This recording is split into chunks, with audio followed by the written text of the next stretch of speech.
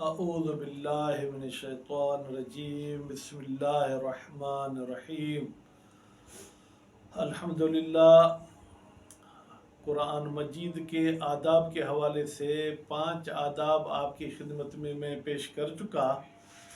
پھر کچھ عرصہ میں نے مدرسے کے دروس کو ٹائم دیا اور اس ٹاپک پہ گفتگو نہیں کر سکا، اس کے حوالے سے معذرت۔ اور کچھ دوستوں کا مشورہ یہ تھا کہ آپ صرف اردو ترجمہ ہمیں بتائیں اور حوالہ دے دیں، عربی اگر نہ بھی پڑھیں تو کوئی مسئلہ نہیں ہے۔ تو 5 آداب میں بیان کر چکا ہوں۔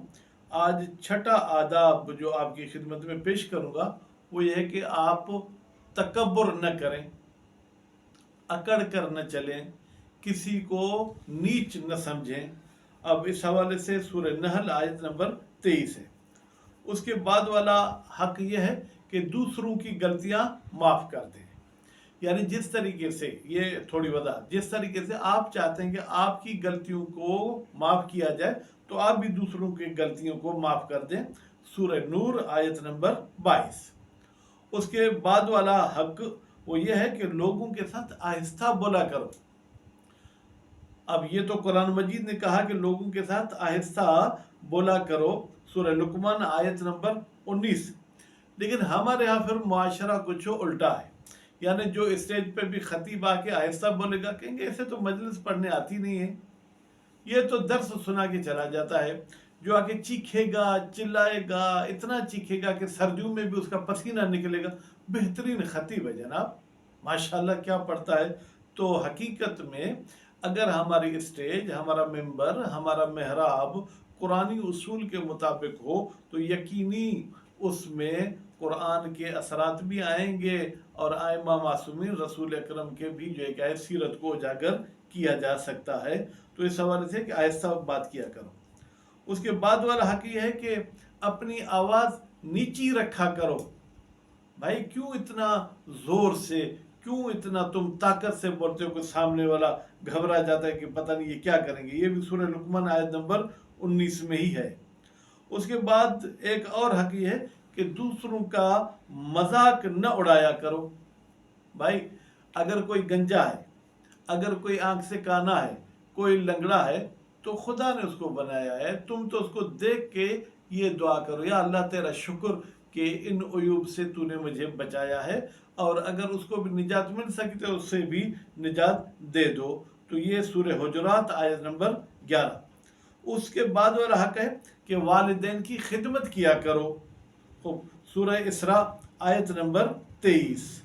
اور آخری جو آج کے درس کی بات ہے کہ اپنے والدین کو اف تک نہ کرو، سورہ اسراء آیت نمبر 23۔ اف تک نہ کرو کا مطلب کیا ہے؟ اف تک نہ کرو کا مطلب یہ ہے کہ آپ کے والدین اگر آپ کو کوئی کام کہتے ہیں، غصہ بھی آتا ہے تو غصے اتارنے کا کم از کم لفظ یہ ہے کہ آدمی ایک بڑی سانس، یہ بھی نہیں کرو۔ کسی حدیث میں ملتا ہے کہ اگر اس سے بھی کم تر کوئی لفظ غصے والا ہوتا تو اللہ اس سے بھی روکتا۔ اور آج کے کلپ کا آخری جو قرآن نے ادب بتایا ہے وہ بھی سورہ اسراء میں ہی ہے، وہ بھی سورہ اسراء آیت نمبر 23 میں ہے کہ آپ نہیں، سورہ نور آیت نمبر 58، والدین کا کمرہ الگ ہے، آپ کا کمرہ الگ ہے تو ان کے اجازت کے بغیر ان کے کمرے میں داخل نہ ہوا کرو۔ لیکن ہمارے ہاں تو عجیب ماحول ہے کہ ہم نے اپنی ثقافت بھی قرآن والی نہیں بنائی۔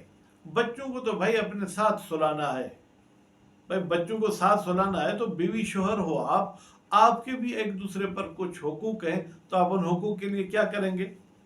یا تو پھر آپ جو ہے پوری رات انتظار کرتے رہیں، یا یہ ہے کہ آپ پھر ایسی حرکت کریں کہ جس کا اثر بچوں پر بھی جائے۔